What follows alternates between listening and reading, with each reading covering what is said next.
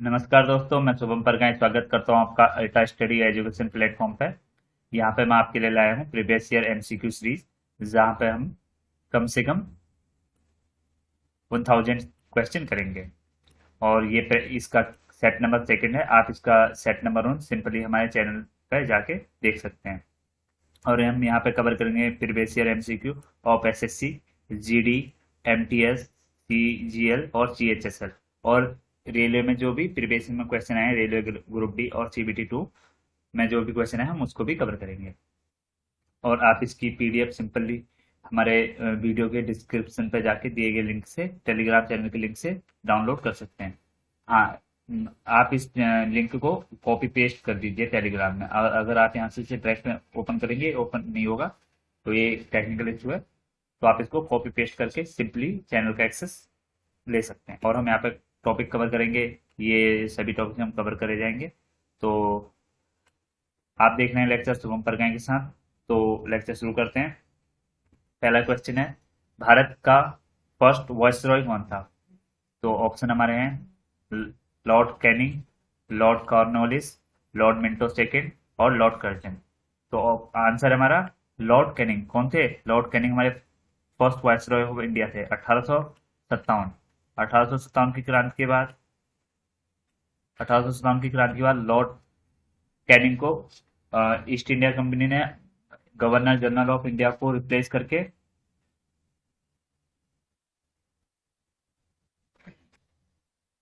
Governor general of India को replace करके viceroy कर दिया था। और इसमें लीड कर रहे थे भीटू। 1857 की क्रांति को कौन लीड करते? भीटू, बहादुर बहादुर शाह जफर, लास्ट मुगल शासक थे जो। और इस समय 1857 के समय तीन इंपोर्टेंट घटनाएं क्या हुई थी? तीन इंपोर्टेंट हमारे देश में इंपोर्टेंट चीजें क्या हुई थी? एक, तीन यूनिवर्सिटी की स्थापना हुई थी। कहाँ पे? कलकत्ता में, मद्रास में और मुंबई में। और फिर बात कर लेते हैं हम लॉर्ड कार्नवालिस के बारे में। लॉर्ड कार्नवालिस की बात करें तो हम इनको जानते हैं परमानेंट सेटलमेंट ऑफ बंगाल। तो लॉर्ड कार्नवालिस किसके लिए फेमस है? Permanent settlement of Bengal. जो Lord Cornwallis permanent settlement of Bengal 1786 से 1793, 1783 से 1793, ठीक है। ये थोड़ा मिस्टेक है, प्रिंटिंग मिस्टेक। और फिर बात करते हैं लॉर्ड मिंटो सेकेंड। तो लॉर्ड मिंटो सेकेंड के कार्यकाल में बहुत इंपॉर्टेंट है, क्योंकि इस समय हमारे देश में बहुत सारी घटनाएं घटित हुई थी। लॉर्ड मिंटो का कार्यकाल 1905 से 1905 से 1910। ये 1800 नहीं, 1900 होगा। 19 से 1905 से 1905 से 1910 टू 10, 1905 से 10। यहाँ पे क्या होता है? 1906 establishment of Muslim league. Muslim league की स्थापना हुई थी 1906 में। 1907 में क्या हुआ था? कांग्रेस का सूरत स्प्लिट। 1910 में मौर्य मिंटो रिफॉर्म। और इस समय लीड लीड कौन कर रहा था ईस्ट इंडिया कंपनी को? Lord Minto second. और उसके बाद करते हैं 1905। 1905 की बात करेंगे। 1905 में इंपोर्टेंट घटना है जो पता होनी चाहिए। क्या होता? Partition of Bengal. किसके कार्यकाल में? लॉर्ड कर्जन लॉर्ड कर्जन के कार्यकाल में क्या होता? Partition of Bengal 1905। 1906 की बात करेंगे। 1906 में हुआ था मुस्लिम लीग की स्थापना। 1907 की बात करेंगे। 1907 में हुआ था सूरत स्प्लिट। और 1910 मौर्य मोन्टो रिफॉर्म, ठीक है। ये बहुत इंपॉर्टेंट फैक्ट है। चलते हैं नेक्स्ट क्वेश्चन पे। आधुनिक रसायन शास्त्र के जनक किसे कहा जाता है? एंटोनियो लेवोइजर, एरिस्टो, थियोफ्रेस्टर और हेनरी मोर्से। तो किसको कहा जाता है? केमिस्ट्री की बात करेंगे तो केमिस्ट्री में किसको? एंटोनियो लेवोइजर को कहा जाता है। और एरिस्टो को क्या कहा जाता है? फादर ऑफ जियोलॉजी और बायोलॉजी। फादर ऑफ जियोलॉजी और बायोलॉजी किसे कहा जाता है? अरिस्टो को। थियोप्रेस्टर फादर ऑफ बॉटनी। और मोजले तो पता ही है, मोजले क्या है? Father of modern periodic table के फादर कौन है? हेनरी मोजले।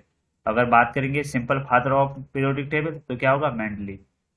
Father of father of modern periodic table की बात करेंगे तो हेनरी मोजले। और फादर ऑफ पीरियोडिक टेबल की बात करेंगे तो हम हमारे पास ऑप्शन क्या होगा? मेंडली। देखते हैं, हाँ ये अगला क्वेश्चन है, पृथ्वी की सतह पर किसी का भार 29.4 न्यूटन है, उसका द्रव्यमान कितना होगा? तो वेट, भार क्या होता है? डब्लू। वेट बराबर क्या होता है? Mass into gravity. भार कितना है? 29.4। 29.4। मास कितना है? मास को हमें निकालना है। ग्रेविटी क्या है? 9.8। जी का मान क्या होता है? स्मॉल जी का 9.8। अब यहाँ से एम निकालेंगे तो ये 9.8 29.4 के अपॉन में चला जाएगा, सिंपल मैथ है। और यहाँ से 9.8 नीचे आ जाएगा। अब हम इसको यूनिट डिजिट की सहायता से भी सॉल्व कर सकते हैं, डायरेक्टली करके देखते हैं। पॉइंट से पॉइंट हटाया, कैसे करेंगे? एट का टेबल, एट उन जा एट, एट टू जा 16, एट थ्री जा 24। तो थ्री टाइम आ रहा है, eight three time 24 unit digit. तो थ्री, तो यहाँ पे थ्री ऑप्शन में है। जी हाँ, तो हमारा आंसर हो गया ऑप्शन नंबर 3। ये अगला क्वेश्चन है, कंप्यूटर की प्रोसेसिंग की गति निम्न में से किस में मापी जाती है? ऑप्शन है हमारे बी बिट पर सेकेंड, बीपीएस, एमआईपीएस, डीबी और हर्ट्ज। तो पहले क्या, बीपीएस की फुल फॉर्म क्या होती है? बिट्स पर सेकेंड। बिट्स पर सेकेंड मतलब ये क्या करता है कि डाटा के ट्रांसफर किस स्पीड से हो रहा है उसको मेजर करता है, बिट्स पर सेकेंड। और एमआईपीएस क्या है? मिलियन इंस्ट्रक्शन पर सेकेंड। मिलियन इंस्ट्रक्शन पर सेकेंड। और ये मेथड है जिसमें हम कंप्यूटर प्रोसेस की रॉ स्पीड को मेजर करते हैं। रॉ स्पीड को मेजर करते हैं किसकी? कंप्यूटर प्रोसेस की। किसमें? मिलियन इंस्ट्रक्शन पर सेकेंड में। और डीबी में साउंड की लाउडनेस, स्पीड में लाउडनेस, लाउडनेस ऑफ साउंड हम करेंगे डीबी में। और हर्ट्ज में फ्रीक्वेंसी। मिलियन क्या होता है? Million simply 10 raise to power 12। Million होता है 10 रेज टू पावर 12। चलो इसको एक बार समझ ही लेते हैं, क्या होगा? वंस, टेंस, ये इंडियन है। 100 इंडियन सिस्टम है। 1000, 10,000। फिर क्या होता है? 1 लाख। 1 लाख में कितने आते हैं? कितनी जीरो आती हैं? 10 रेज टू पावर 5। फिर 10 लाख। फिर क्या आएगा? 1 करोड़। फिर 10 करोड़, सो ऑन।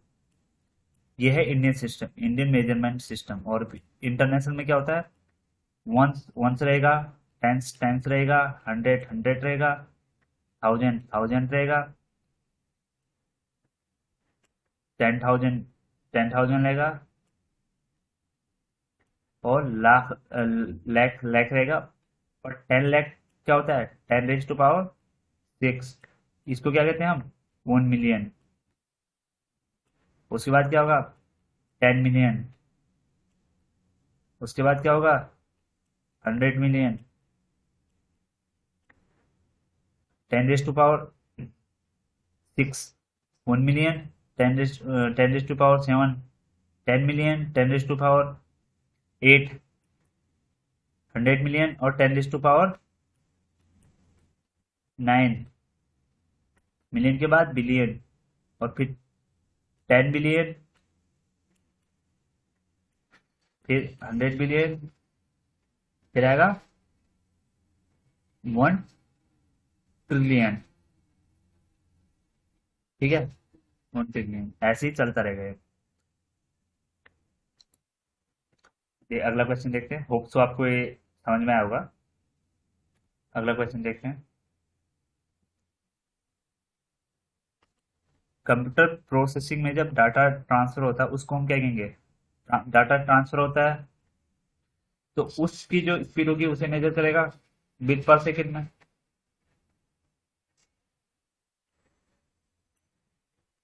बिट पर सेकेंड में, ठीक है। अगला क्वेश्चन देखते हैं, जीवन की मूलभूत इकाई क्या है? ऑप्शन है कोशिका, अंग, ऊतक और टिश्यू। क्या है जीवन के जीवन की मूलभूत इकाई? कोशिका, सेल। सेल से मिलकर हमारी पूरी बॉडी बनी होती है। सेल, सेल के बाद आता है टिश्यू, टिश्यू के बाद आता है ऑर्गन, ऑर्गन के बाद आती है, ऑर्गन के बाद सिस्टम, सिस्टम के बाद बॉडी। डाइजेस्टिव सिस्टम, सिस्टम के अंदर digestive system, circulatory system, nervous system, ये सारे एक सिस्टम आते हैं जो मतलब डिफरेंट डिफरेंट ऑर्गन से मिलकर एक सिस्टम बनता है। और सेल सबसे छोटी इकाई। और सेम सेम फंक्शन करने वाले सेल क्या बनाते हैं आपस में मिलके? टिश्यू बनाते हैं। और tissue, organ, organ, system, system, body. System क्या, सेल क्या है हमारे शरीर में? एक बिल्डिंग ब्लॉक है। क्या होता है, सेल हमारे शरीर में जब हम खाना खाते हैं तो उसके अंदर जो न्यूट्रिशन होता है उसको एब्जॉर्ब करता है और ऑक्सीडेशन की सहायता से एनर्जी प्रोवाइड करता है। ओके। और हम बात करते हैं, अगर सेल की बात करते हैं तो सेल में बेसिक सेल की बात करेंगे तो सबसे बाहरी लेयर को क्या कहते हैं? Cell wall. अंदर की लेयर को सेल मेम्ब्रेन, बीच में न्यूक्लियस। ठीक है। सबसे बाहरी वॉल को, लेयर को सेल वॉल। सेकेंड लेयर को कहते हैं सेल मेम्ब्रेन। और फिर क्या कहते हैं? Nucleus. Cell wall, cell wall किस में पाई जाती है? ह्यूमंस में सेल वॉल नहीं पाई जाती। अगर ह्यूमन की बात करेंगे, ह्यूमन में सेल वॉल नहीं पाई जाती।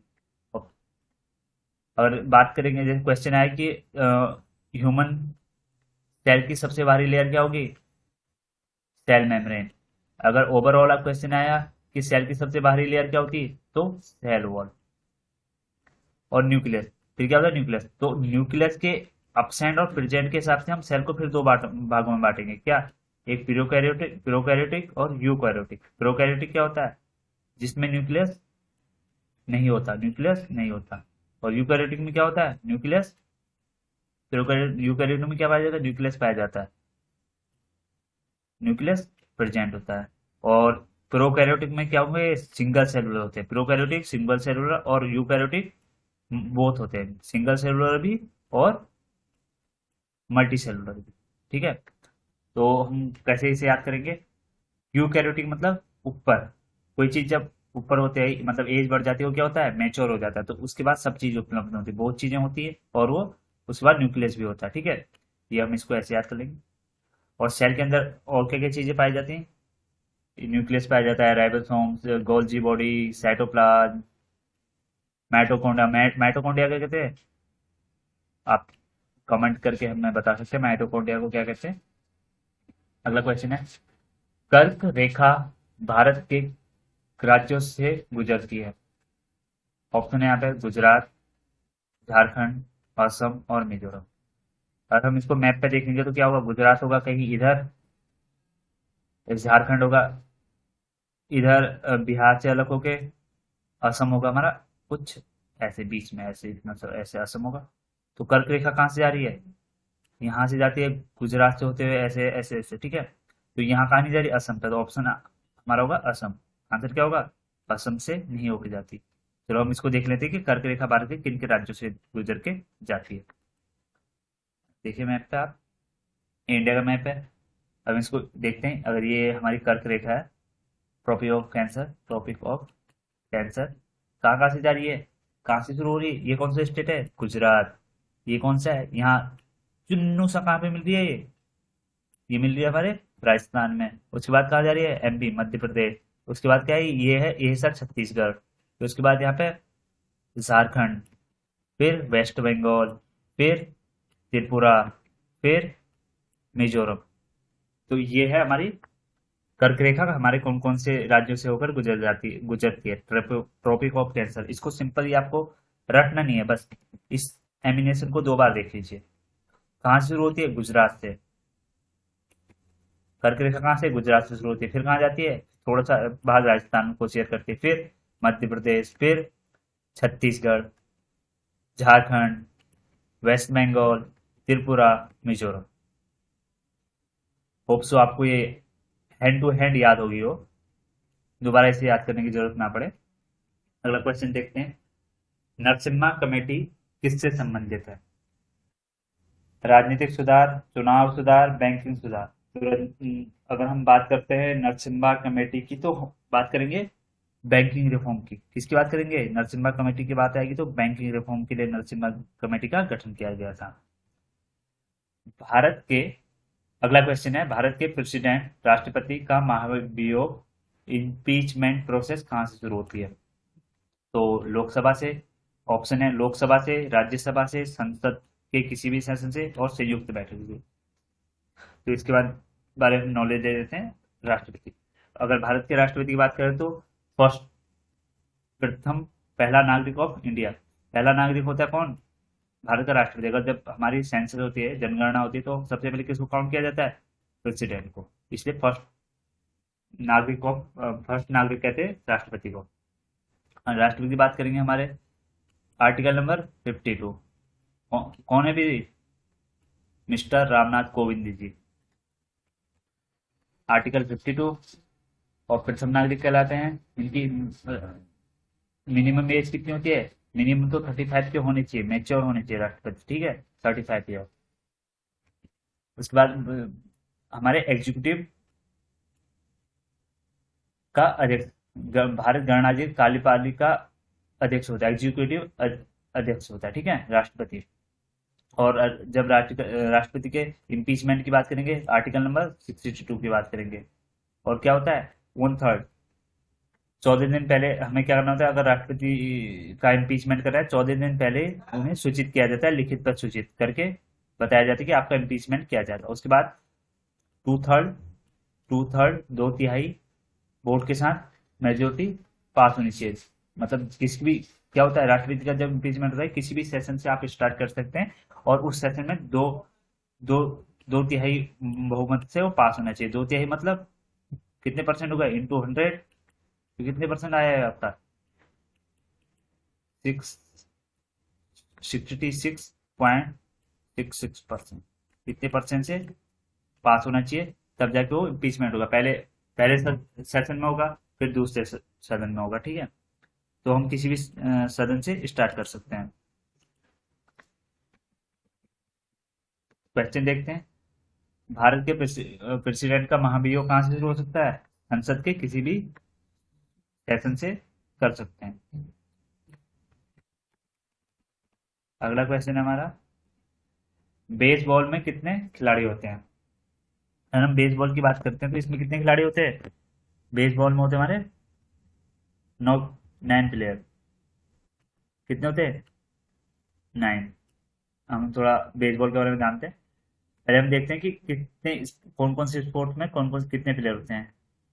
ये एक ट्रिक है। P4 बास्केटबॉल वाली ने जिम खोली। P4 बास्केटबॉल वाली ने जिम खोली। P4 का मतलब क्या होगा? पोलो 4। पोलो में कितने होते हैं? 4। बास्केटबॉल में 5, वाली से वॉलीबॉल में 6, ने से नेटबॉल में 7, और कबड्डी में भी कितने होते हैं? 7। जिम से जिम्नास्टिक में 8, खोली से खो खो, खो खो में कितने होते हैं? 9। तो खो खो और बेसबॉल में कितने होंगे? 9। क्या है? सिंपल। P4 4 से शुरू होगा, वाली। P4 बास्केटबॉल, फिर क्या आएगा? बास्केटबॉल। बास्केटबॉल में 5 होगा, फिर वाली से वॉलीबॉल में 6, फिर ने से नेटबॉल में 7। तो नेटबॉल के साथ कबड्डी भी याद करेंगे, कबड्डी में भी 7 होते हैं। फिर जिम से जिम्नास्टिक में 8, और खो खो और बेसबॉल में 9। अगला क्वेश्चन है, भारत की सीमा सुरक्षा बल बीएसएफ का गठन कब हुआ था? बीएसएफ का गठन कब हुआ था? इंडो पाकिस्तान वॉर कब हुई थी? पहली वॉर 1962 एंड 1965, 2 वॉर हुई थी। तो बीएसएफ का स्थापना कब हुई थी? 1965 में, इंडो पाकिस्तान के वॉर के बाद। तो हम बीएसएफ की बात करते हैं। बॉर्डर सिक्योरिटी फोर्स कौन कौन से बॉर्डर को गार्ड करती है? बांग्लादेश और पाकिस्तान। बांग्लादेश और पाकिस्तान के बॉर्डर को गार्ड कौन करता है? Border security force. 1 दिसंबर 1965 बीएसएफ की स्थापना। Motto, death in until duty. Headquarter Delhi. और कौन सी मिनिस्ट्री के अंदर आती है बीएसएफ? बीएसएफ आती है अपनी अमित शाह जी। कौन सी? Home ministry. और इनके जो डायरेक्टर जनरल डीजी है कौन है? कौन? पंकज कुमार सिंह। डीजी बीएसएफ के पंकज कुमार सिंह। होम मिनिस्ट्री 1 दिसंबर 1965, Pakistan and Bangladesh. Death until duty. हम इंडियन आर्म फोर्स की बात कर लेते हैं। तो इंडियन अगर हम फोर्स की बात करेंगे, दो टाइप की होंगी। एक क्या होगी, एक होती है हमारी सेंटर आर्म पुलिस फोर्स, और दूसरी होती है arm armed police force, arm force. और सेंटर आर्म पुलिस फोर्स में क्या क्या आता है, Assam rifle, border security force, central industrial security force, CISF, central reserve police force, CRPF, Indo Tibet ITBP, Indo Tibet border police, और एनएसजी नेशनल सिक्योरिटी गार्ड, और SSB सशस्त्र सीमा बल। ये हमारे किसके अंदर आते हैं, सीएपीएफ के अंदर। और ये कहा किससे डील करते हैं, हमारे अगर इंटरनल कोई थ्रेट हो रहा है तो उससे कौन डील डील करते हैं, ये चीजें, ये फोर्स डील करती है, सेंट्रल आर्म पुलिस फोर्स। हम बात करते हैं अगर इंडियन आर्म फोर्स की, इसके अंदर के कौन कौन से आते हैं, ये किससे डील करते हैं, पहले तो ये डील करते हैं एक्सटर्नल, कहीं वो अगर बाहरी वॉर होगी, कोई बाहरी देश आक्रमण कर रहा होगा, तब हमारी आर्मी एक्टिवेट हो जाती है। तो कौन कौन है आर्मी में, Indian army, Indian navy, Indian air force, ये। और इंडियन आर्मी किसके अंतर्गत आती है, मिनिस्ट्री ऑफ डिफेंस। और इनका कमांडिंग ऑफिसर कौन होता है, प्रेसिडेंट इंडियन आर्मी का। और अभी हमारे देश में एक नई फोर्स, इंडियन आर्म फोर्स में एक नई फोर्स, रॉकेट फोर्स भी ऐड हो सकती है। इंडियन आर्म फोर्स में एक फोर्स और ऐड हो सकती है, कौन, रॉकेट फोर्स।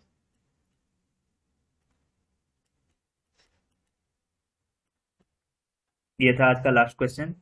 तो धन्यवाद दोस्तों, और लेक्चर पसंद आया तो शेयर कर दीजिए, लाइक कर दीजिए, एंड चैनल को सब्सक्राइब करिए। स्टे कनेक्टेड और डोंट